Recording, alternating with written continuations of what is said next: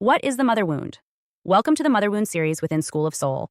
I'm Adeline Atlas, 11 times published author, and in this video, we're going to define the mother wound not as a personal failure or emotional shortcoming, but as a generational injury embedded into family systems. This is not a vague concept. It's a repeatable pattern with identifiable behaviors, psychological consequences, and long-term developmental impacts on adult identity, relationships, and self-worth. Let's begin by defining the term. The mother wound is the unresolved emotional trauma, distortion, or deficit that results from having a mother who intentionally or unintentionally could not meet your developmental needs for emotional safety, validation, modeling, and autonomy. This may have happened because she was emotionally unavailable, chronically critical, controlling, or enmeshed in your emotional world. This wound can occur even in the absence of overt abuse. In many cases, the trauma is covert. It lives in what wasn't said, what wasn't protected, and what was expected of you before you had the capacity to meet those expectations. It's often dismissed or minimized because it's not always dramatic. But the absence of appropriate care is still a form of neglect, and neglect shapes the nervous system as powerfully as abuse. Now let's break that down structurally. There are 4 core mother wound origins that show up across family systems. Emotional neglect, where your mother was physically present but emotionally unavailable. You didn't get warmth, attention, or co-regulation. Your feelings were ignored, invalidated, or shamed. This leads to emotional self-abandonment. Chronic criticism, where you were parented through judgment and comparison. Praise was rare. Your actions were rarely enough. You may have been called too sensitive, too loud, too needy, too emotional. Any trait that required attunement was treated as a flaw. Control and enmeshment, where your mother did not distinguish between your emotions and hers. She may have dictated your choices, beliefs, or identity. You were not allowed to develop as a separate person. Role reversal or parentification, where you were expected to manage her emotions, make her feel loved, or compensate for her own unresolved traumas. This includes emotional incest, where the child becomes a surrogate partner or therapist to the mother. Any of these environments, especially when sustained over years, leads to developmental disruption. The child's early template for safety, identity, and emotional truth becomes warped. You internalize the idea that love must be earned, truth must be managed, and your worth is conditional. Let's move into the psychological and identity consequences of this wound. Adults with unrecognized mother wounds commonly present with low self-worth that persists despite external success, emotional self-censorship, especially around boundaries, persistent guilt and shame when prioritizing themselves, chronic people-pleasing, even in abusive relationships, hypervigilance in emotionally intimate situations, difficulty trusting their own intuition or desires. This is not personality, it's programming. When the central maternal figure rejects, invades, or burdens a child's emotional world, the child adapts in one of 2 ways: collapse or performance. Collapse looks like learned helplessness and silence.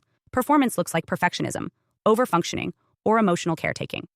Now let's address a societal blind spot. The mother wound is culturally dismissed in many environments. Most people are raised to believe that a mother's love is sacred by default. That she did her best should end the conversation. That criticizing a mother is inherently disrespectful. That forgiveness is mandatory. These ideas protect family image, not the child. But blanket absolution keeps the wound in place. Many people go decades defending a parent who never made space for their emotional development because they've been conditioned to believe that naming the harm is worse than the harm itself. This leads to a systemic pattern of cultural silence, where daughters especially are taught to suppress anger, ignore betrayal, and overextend themselves to maintain emotional contact with their mothers, no matter how dysfunctional the dynamic is. This silence delays healing. You cannot process what you are forbidden to name. And in many family systems, the mother wound is protected by generational mythology. She's the glue. She sacrificed everything. She kept the family together. Rarely does anyone ask, at what cost? That brings us to intergenerational transmission. The mother wound rarely starts with your mother. It starts generations back. Most mothers who wound their children emotionally are repeating unresolved trauma they never had the tools or safety to address. That doesn't excuse the behavior, but it explains the pattern. A mother raised by emotional suppression, fear-based discipline, or maternal absence may replicate those dynamics unconsciously. She may parent as a reaction to her own mother, swinging toward over-control or withdrawal. In both cases, the daughter is not being seen as a full human. She's being seen as a role, either a redeemer or a burden. This intergenerational cycle is sustained through silence, denial, and role enforcement. And unless a child becomes conscious of the pattern, they will either collapse under it or pass it on. Now let's discuss false ideals that delay healing. One of the most damaging beliefs is that all mothers mean well. This phrase is weaponized in both religious and secular environments to shame children who speak up about maternal harm. It implies that intent cancels impact. It tells you that if your mother didn't mean to hurt you, your pain isn't valid. But parenting is not just about intent, it's about function. If your emotional world was minimized, distorted, or used against you, even by someone who meant well, you still carry the consequences. Other phrases used to suppress the wound include, "She gave you everything." "She did the best she could." "She's just old-fashioned." "You'll regret cutting her off when she's gone." These statements do not invite healing. They enforce guilt and freeze development. When your entire emotional landscape is filtered through the lens of her needs first, you never get to fully develop autonomy. You become an adult who still performs for maternal approval, who edits their truth to avoid maternal collapse, and who fears becoming too much in the eyes of others. Let's pause here and clarify. Naming the mother wound is not about assigning blame. It's about identifying the original fracture so that healing can be structured and targeted. Without diagnosis, there is no treatment. Without acknowledgement, the system continues uninterrupted. Now let's look at specific behavioral indicators that the wound is still active in adulthood.